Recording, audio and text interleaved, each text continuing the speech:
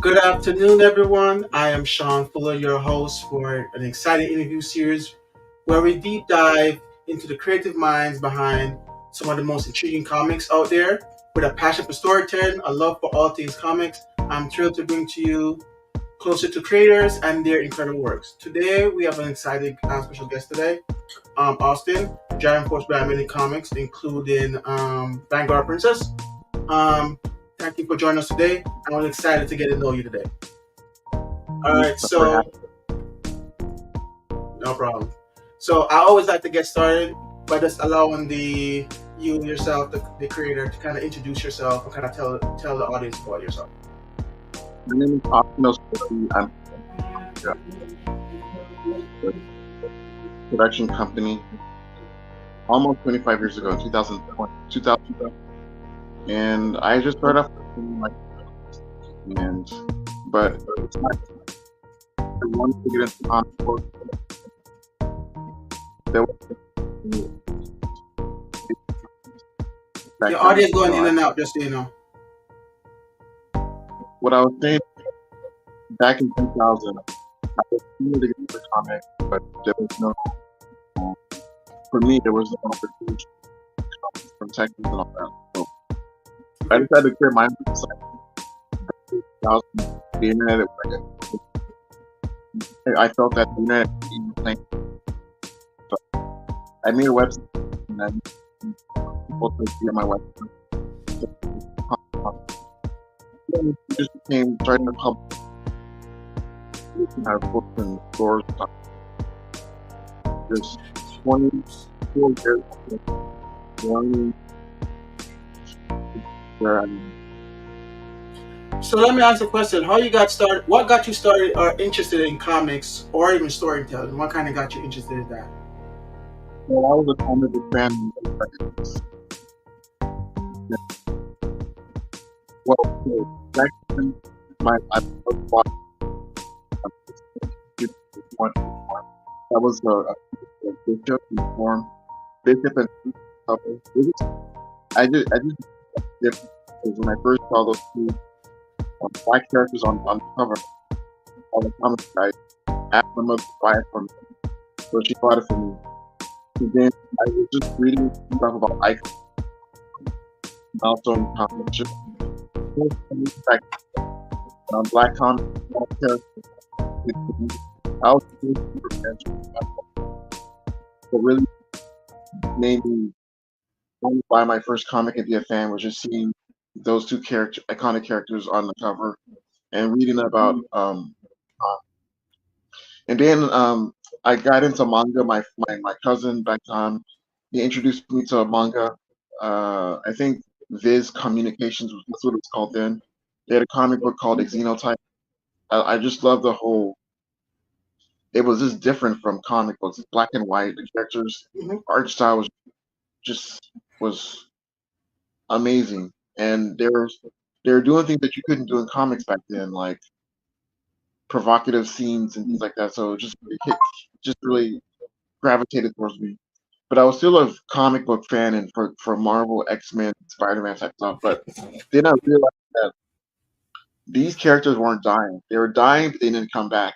They don't any for me there was no progression in the characters. Like they don't age as fast and they just it seems like a just more of like just a franchise that there no progression and no real progression for me.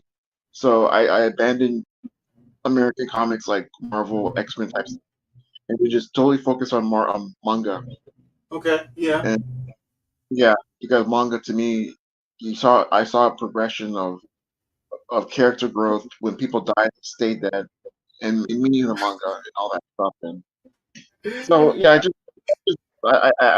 just was just hooked into manga for many years, and then I was exposed to Japanese. I took Japanese in high school, and it just kind of motivated me. All these experiences motivated me to create my own manga company, American manga company, like just doing manga style, but done from my perspective. You know That what's was that. funny? Yeah, I'm saying what's funny because you touch on a lot of stuff there, right? But there's, for example, you touched on what influenced your background of your work because you talked about manga, for example. Let's be honest. One Piece as the oldest running manga in the series is that there's a reason for that because it has a very set formula, but it's because of the fact that when you lose a character in One Piece, you just miss that person. That person doesn't show up. You don't see Ace coming back no time soon. so, Yeah, so on this versus when you talk about Jean Grey, how many times she got reborn for some stuff, right? Um, so I understand the love for like the story and kind of letting people endure that loss and actually building from that. And so, and I do get the same similarities because, and in terms of stuff, you also talked about kind of the big arching world that you're trying to create. So that kind of leaves me in kind of figuring out what's some of your biggest influences been in your career in terms of like mangas or comics. Which ones you kind of say stick out to you? biggest influences. Well, it's a little difficult to answer because when I became a publisher, there were so many different. I had to wear a lot of hats. I had to wear my artistry hat. I had to wear Hmm. my business hat.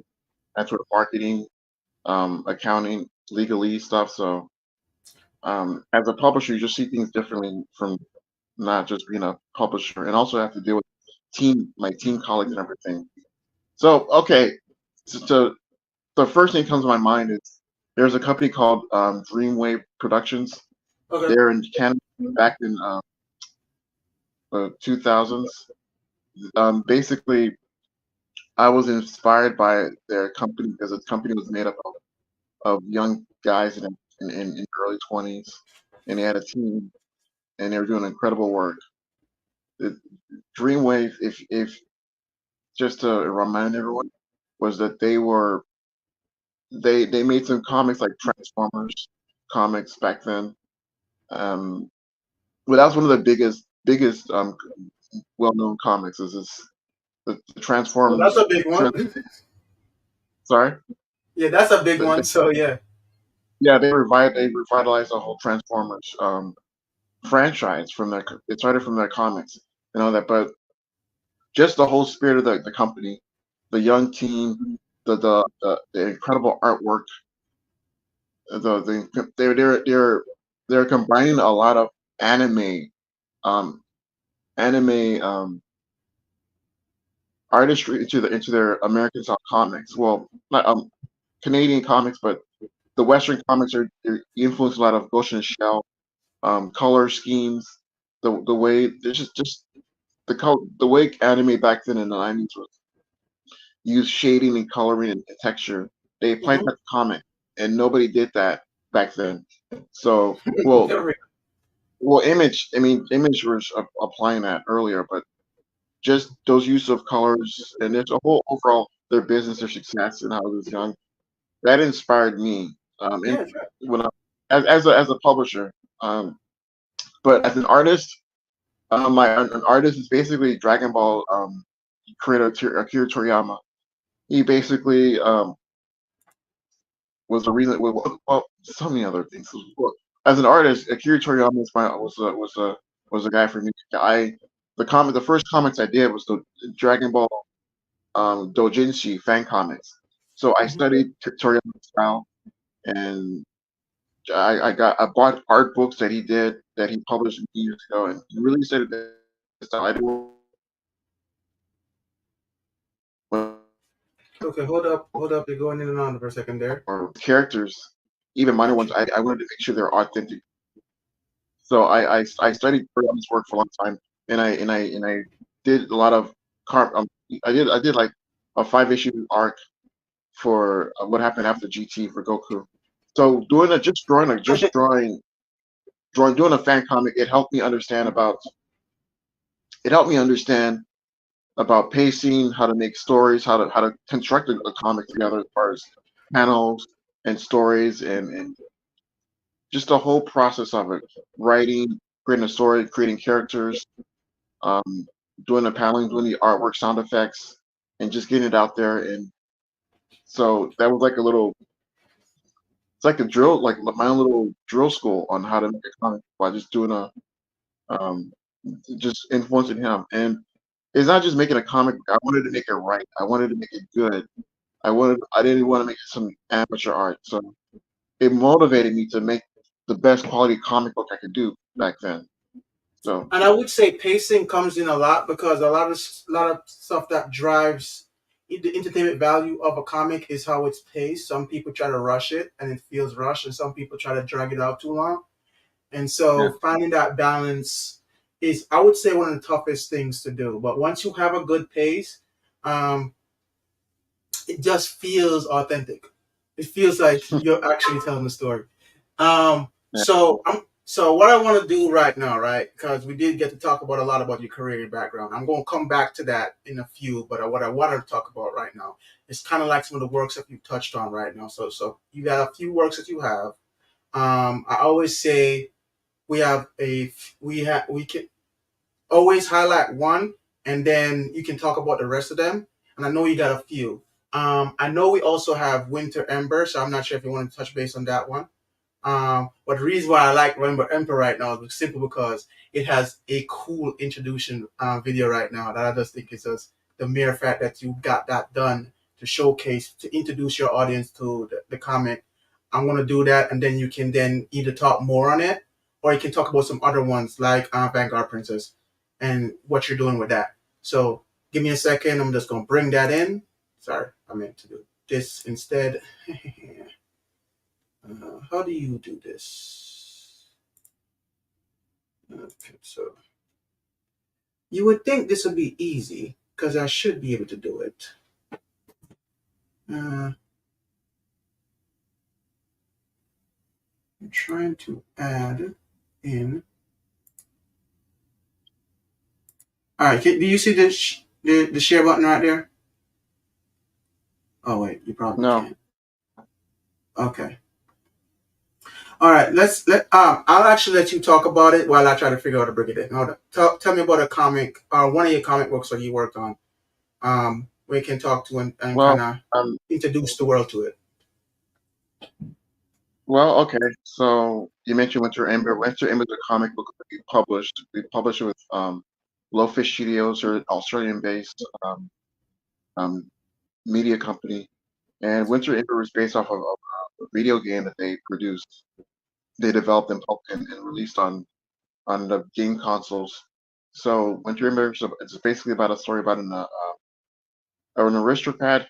His family was brutally murdered, and he was mutilated.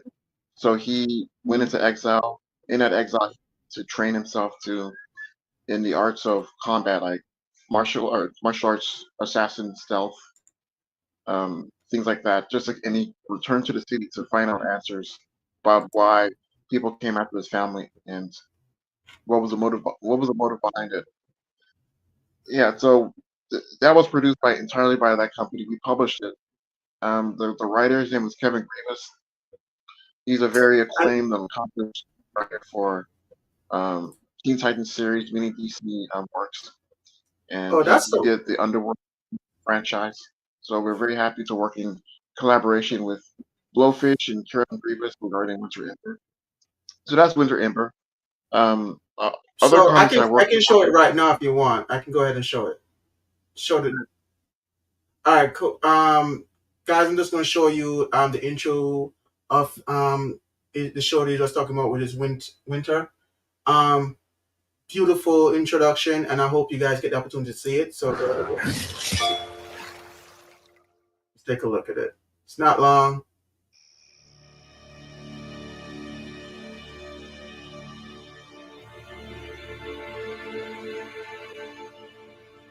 And I want to take a look at just the artistic side of this. It's so clean and very. It's like I'm looking at it from the standpoint of this is how current day mangas are. Current day comics are being done. So it looks a lot modern while still having that touch of old flair that I like. So, Yeah. and what made you guys decide to do this video for this stuff?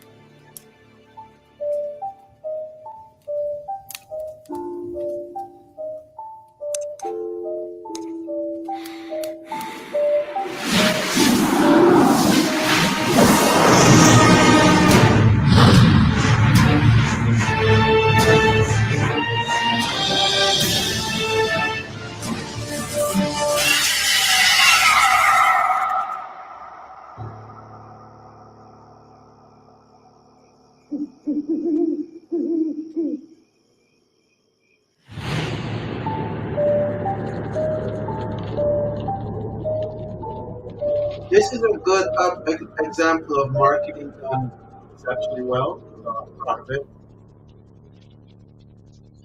Yeah, thanks. We're very happy about that series. We just completed the 7 issue run earlier this spring. So it was an amazing experience to work with Blowfish, their entire team, to do this, to do the right. So we're excited about um, just that comic. Yeah, like I said, we completed the 7 issue comic. So Exactly. yeah, So at least people know how you do your work with other clients. But as I said, you get the opportunity to talk about one of the comics that you want to talk about, and by all means, let the audience see it, feel it. As I said, show it if you got it. yeah. You mentioned Vanguard Princess earlier. This is Yes. a comic series that I wrote and we worked on. Vanguard Princess is a initially it's a it's a computer game, and the computer game is a fighting. I'll just maybe show a few pages. Hmm. Basically, it's a fighting released in 2009 by Tomaki Sugino, an independent Japanese game. We licensed the game in 2010. We localized it into English, and we released it on platforms like Steam and Amazon. So the game itself, we had a lot of fun working on the game, but we saw a we wanted to expand the universe.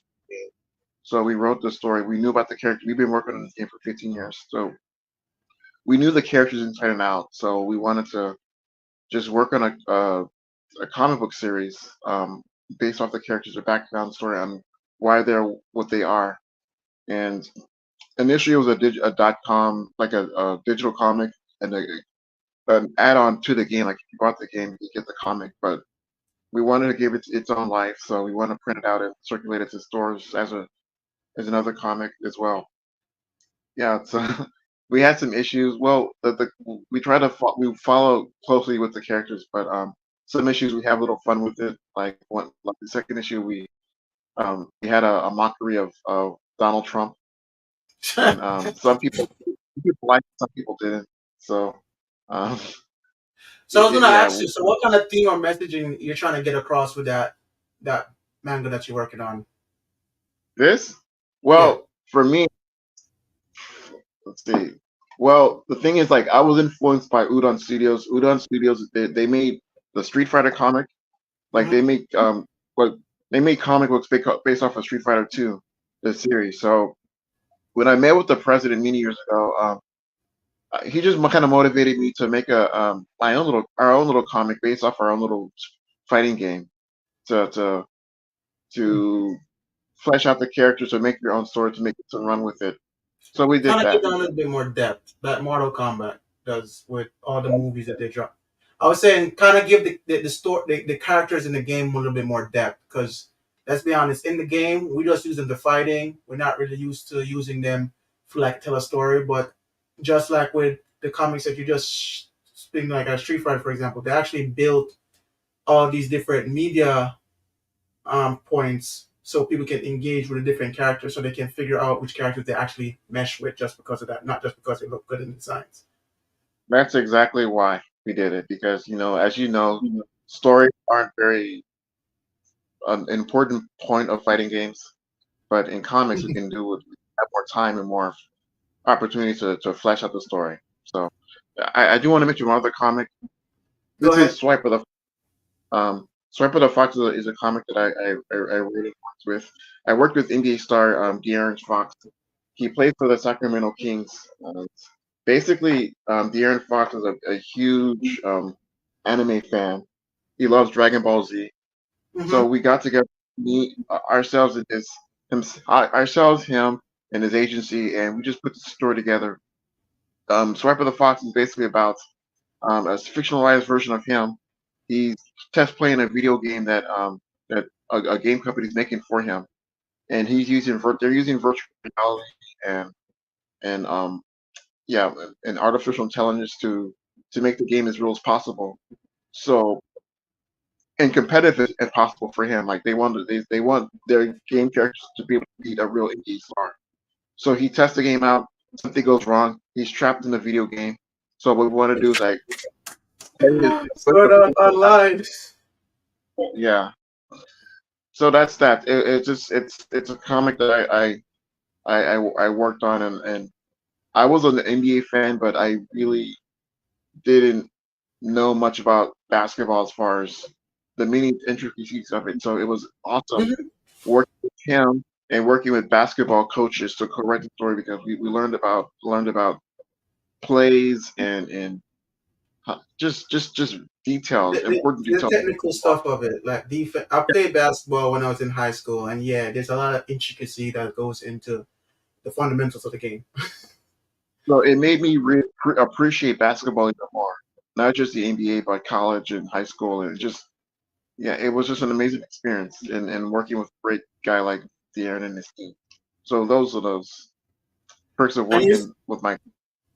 and I'm liking the fact that you get the opportunity to kind of work with other people to build their comics and build out their ideas, because a lot of people what I've been meeting on while I was getting the conversation and trying to get these conversations going, a lot of people are stuck in certain areas of their development of their comics. Some people are either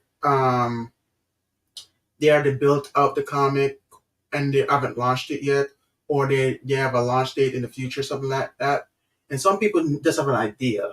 And it's like how you get them to the crossroads. I see that you get the opportunity to just showcase people that working with you, that they get to move from idea to concept. And it sounds like you even pitch some of these people to kind of sell them your vision for what you're trying to do with their consent. Well, it wasn't necessarily pitching; it came to us, Blowfish, and and De'Aaron. The thing So they is came with that the it's just idea to you. no like we, they came together. They already Blowfish. They already had their concept, and Hmm. with the Aaron's team, we made the concept with him. Okay. But they just kind of wanted to make a comic book, but it was up to us to write it and conceive the story. But the thing is, like what I mentioned before, is like I've been doing this for about 20, almost 25 years, 24, and we just had a lot of catalogs of productions and comics, animation and things like that. We're not big, we're still indie, but we had a just the experience that we've been doing this for quite a while. So it gives us opportunity to be exposed to opportunities and people approach us with things. It's just I'm nobody special. I'm just like everybody else. As a publisher, as a founder, Hmm. I started off as a fan, made my way around. I didn't go to school for comics or the business of comics. I just doing this for a long time. During happy and sad and painful periods, just kept at it and things like that. So all I can want to say to creators everywhere, just keep at it. Just love what you're doing, and you make mistakes, you just learn from it. And I made a lot of mistakes, and I did a lot of things that weren't related to the comics. But the more I did it, the more I knew what I wanted to do, the style that I wanted, and the people that I wanted to sell my comic to. So I just learned who I am as a creator, and who the people who I want to sell my work to. It takes time and just grinding and all Takes that. time and practice, yes. And as he said, guys, and I was gonna ask him to say that again. Patience, the game. You spend 20 years doing it. That means it took a lot of calluses to get to where he's right now in terms of him knowing what he wants to do. So it's a lot of times I have to say some people move faster than others, but it's all about patience at the end of the game because everyone's trying to win the same race. I was gonna ask you specifically about the comic though. When do you have like an idea of how long you plan to make it in terms of seasons or episodes or chapters? Do you guys normally start off with that example of saying we're gonna do only 12, we're gonna do except we're just gonna leave it open ended and see where we can take it from there. How you kind of plan to, because this goes into I'm sorry, pacing what we talked about earlier. my, So mine's sorry. Like your screen froze, so I didn't hear what you said. Your question earlier. Please repeat it. oh sure, Sorry. I can repeat it. So for the comic that you're talking about right now, how many episodes or chapters do you have planned for it? And the reason I'm asking that, because you talk about pacing, and a lot of time that kind of dictate how you pace the show. So how do you guys went about discussing number of chapters and how you gonna pace it from that point? Right. Well, for Winter Ember, that is done already. That was we had 7 chapters and a zero issue as well. That's done. Um, Vanguard Princess, it's ongoing. I've done 3 issues now. I'm working on a four, and this is a long time. This is slow pace. Like I'm not in a hurry to make news comics. People are for this comic. So like I do like I did like a 1 year and everything, and it didn't matter to me because we're just doing it online. So the pace is fine. As far as Swiper goes, it's really up to the studio now because I mean up to Darren and his manager team because when we worked on it with him before in a few years ago, he had one agency, but then he moved on to another agency, and um, I think I'm not sure. I guess he's focused on other things in his basketball career.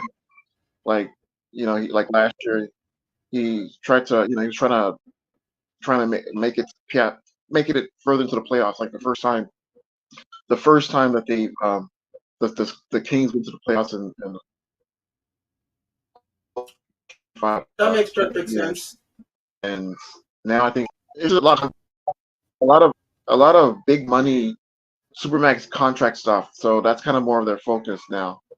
So right now we only worked on one issue, and like I initially I planned it's written off as a one shot because we weren't really sure about um, how far how far it would take it, but like it's a the story is kind of open ended, but if things go move forward, we can't complete the story out in move detail. Yeah, like I said, for sure, like Vanguard Princess, I'm just taking our time on it. We have 3 issues are available on Steam. Working on a fourth chapter right now. So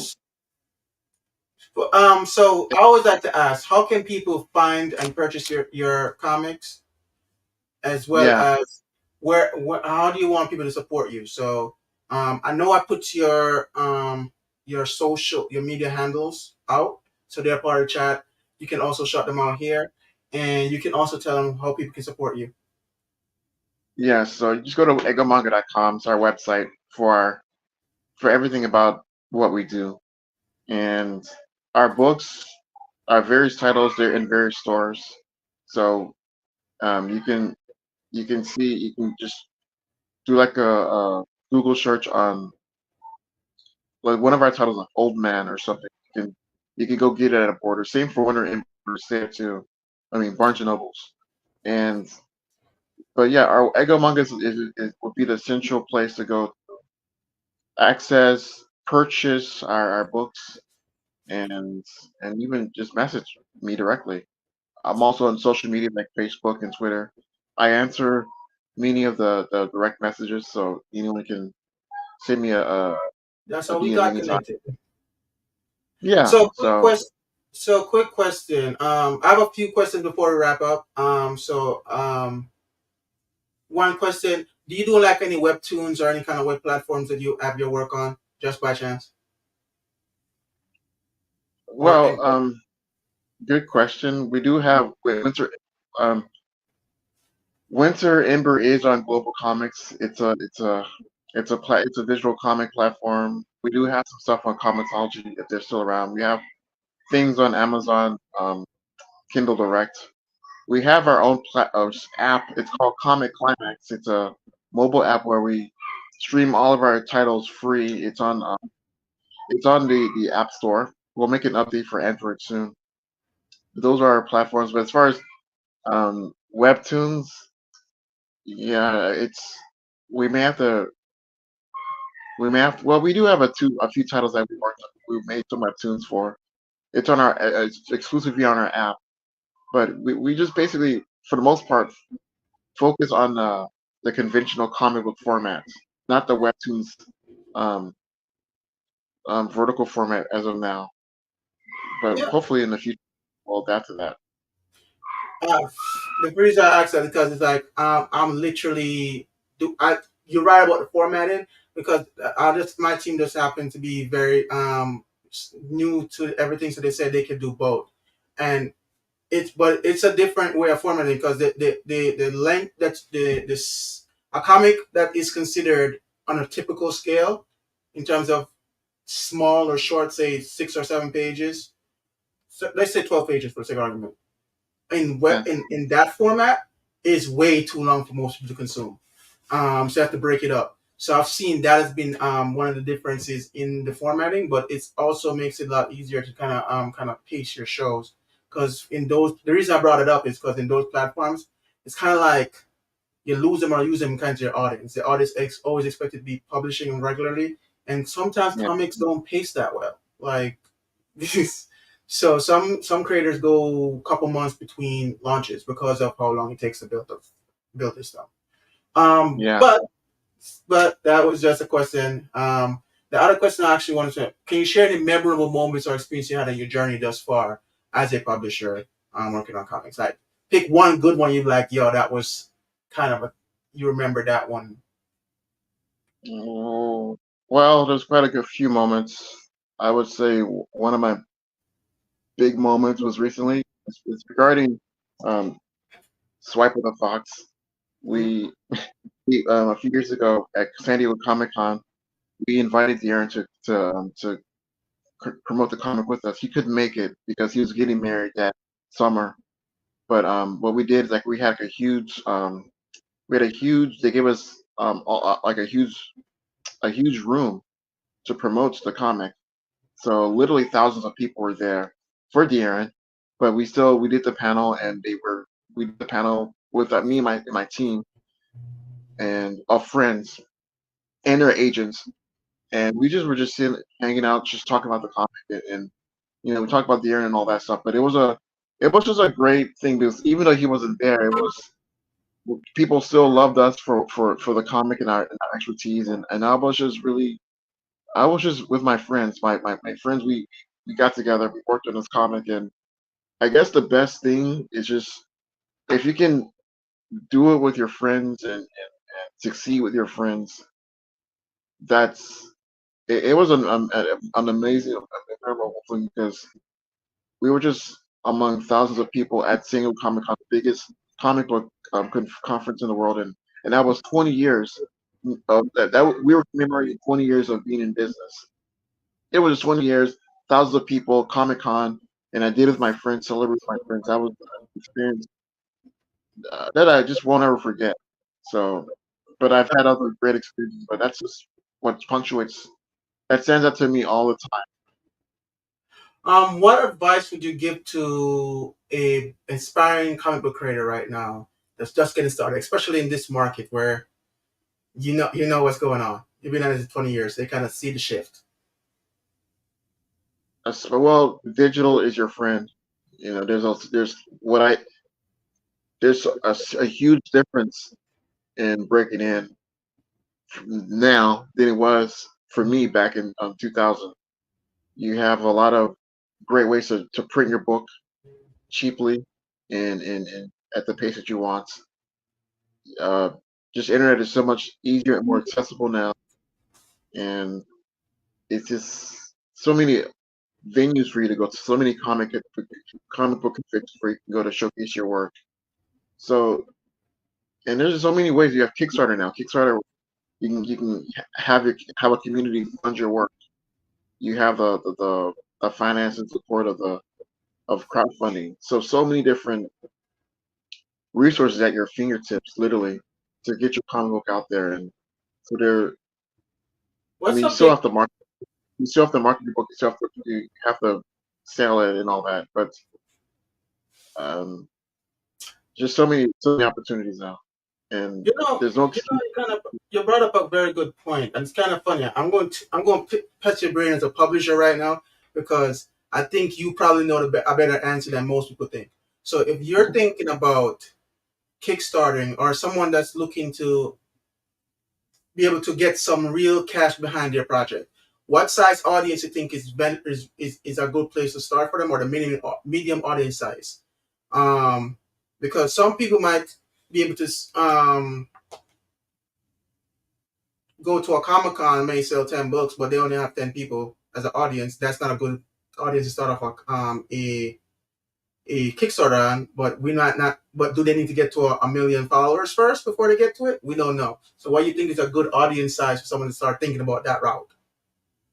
Yeah, well, I've done 3 Kickstarters. Um, they all succeeded, but and I didn't have an audience at all at Kickstarter.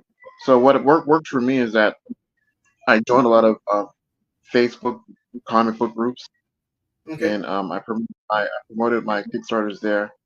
And but I was before promoting my Kickstarter, I was an actual fan. I was actually um, an actual member of the group. I post things. I comment on other people's stuff. I was an actual member. I So didn't people just know you before you started doing it. and I didn't just go there just to go in, promote, and leave.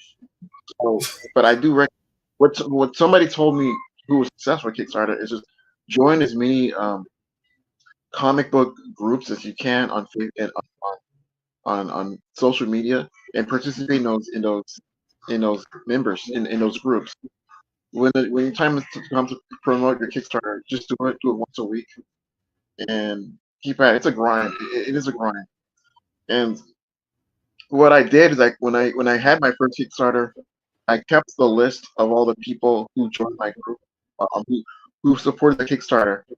So I kept the email list, and then I promoted them of future Kickstarters that I'm doing. So they knew my work, they supported me in the past, and so there's a good chance a good number of them would support my future Kickstarter project. I'm still not perfect at it. Like I'm doing a new Kickstarter now. It's actually for Vanguard Princess. I made a mobile app for a mobile game for it. Hmm. So it's right now what I'm on for the Kickstarter for that. I'm doing something different because it's not a conventional comic book. I'm just building up my followers through Kickstarter. Like just just built like I have a pre-launch campaign, and people can sign up by just and be notified when the when the Kickstarter goes live. So I'm very close to 100. I'm like at 96 followers. So I was told if you can build 200 followers on that pre-launch campaign, it will help you succeed.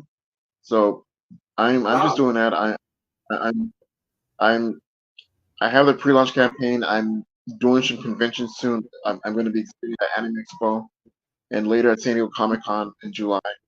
So and then follow up with some more email marketing for that Kickstarter. Yeah, I'd like to reach 200. I have at 98, 96 now.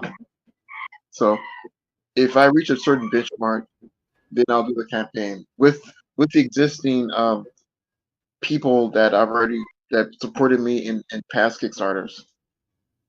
But That's. it's tough. Kickstarter, it's not fun. I would say It's but it's not fun selling to. comics is just selling when you're starting out selling your comics is just one of those needed to develop skills because a lot of people are very good at the creation of the work, but not necessarily selling of the work.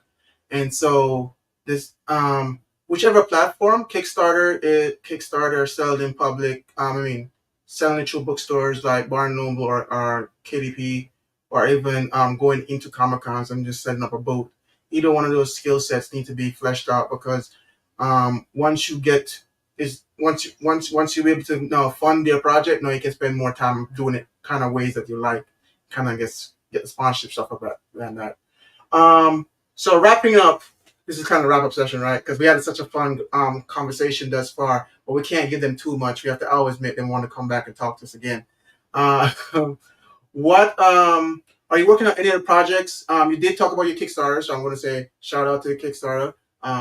Support there. You also talk about where people can find your work. I'll also plug it in the description so people can actually see it. And you also talk about some advice. So yeah, anyone you want to shout out before we wrap up? I would say keep it to like 3 people you want to shout out to. I know you want to shout out your wife and kids. But but If they see this someday, sure. That's shout out to all the the creators out there who are just starting out and keep at it. It's like just run your own race. That's run your own race. Don't compete because there's people they already have that colleagues that they actually have animation series TV deals, Hmm. and they've been doing it less years. But I just gotta run my race. Same for the creators out there, starting day one or day 366 or whatever. Just create your own race. Just race your own race and keep at it and don't give up. Just do Okay, it. I appreciate it. I appreciate it. As Now let's wrap up. Everyone, thank you for taking the opportunity to listen to us on this Sunday afternoon for another episode of Behind the Comic. I want to thank Austin for coming in as a guest and actually sitting down with me and actually giving the opportunity to share a lot of his experience and time and sharing some of his work. Um, you can see that he's gone the gambit between working on his own projects to working with other producers to get their stuff out, and it just looks like awesome, good work. I love it. I want to support it as well. Thank you for taking the time, everyone. Thank you for showing up with us, and you guys enjoy the rest of your day. Peace. Have a good day.